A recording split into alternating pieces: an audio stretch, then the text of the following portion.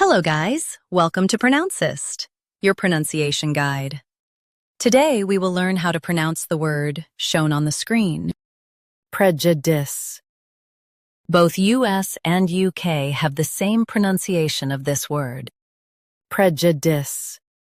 Now read the syllables shown on the screen naturally. Dis. Prejudice. Emphasize prej and soften dis. Dis. Prejudice. Emphasize prej and soften dis. Dis. Prejudice. Emphasize prej and soften dis. Dis. Prejudice.